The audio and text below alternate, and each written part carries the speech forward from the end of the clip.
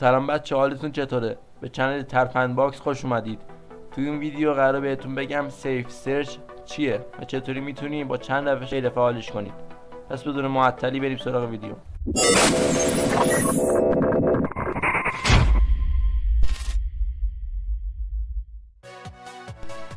سیف سرچ به معنای حالت ایمنه که یه قابلیت تو گوگل کرومه که وظیفهش فیلتر کردن محتوای نامناسبه. به این قابلیت بسیار خوب و مفیده که افراد زیر سن قانونی به محتوای نامناسب وب دسترسی نداشته باشند. بنابراین به هر دلیلی که قصد دارید حالت ایمن رو خاموش کنید، تا آخر ویدیو همراه من باشید. قبل از اینکه روش ها رو بهتون بگم، اول باید بدونید که حالت سیف سرچ برای شما فعال هست یا نه. برای این کار در گوگل عبارت سیف سرچ رو سرچ میکنید.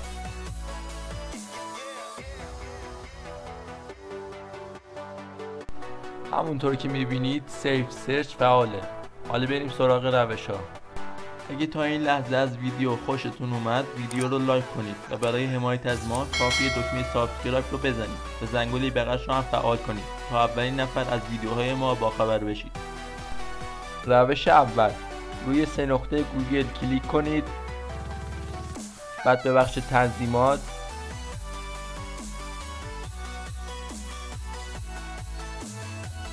و بعد امنیت و حریم خصوصی،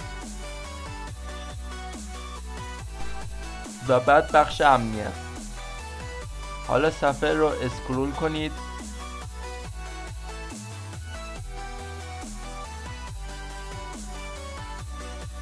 و بخش انتخاب DNS ایمیل رو فعال کنید. حالا گزینه ویت رو انتخاب و گزینه‌ای که بهتون داده، گزینه کلوتر رو انتخاب کنید.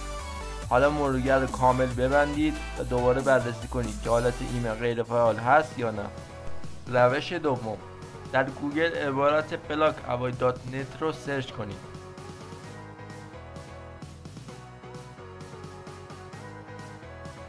و حالا در قسمت جستجو آدرس سایت گوگل رو سرچ کنید.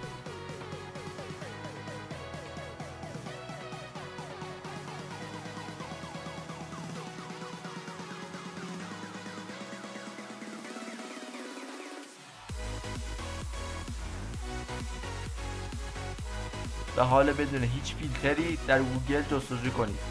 بچه‌ها این روش قطعاً جواب میده و برای اطلاعاتی بیشتر درباره این سایت، ویدیویی که در قسمت بالای ویدیو ظاهر میشه رو حتما ببینید.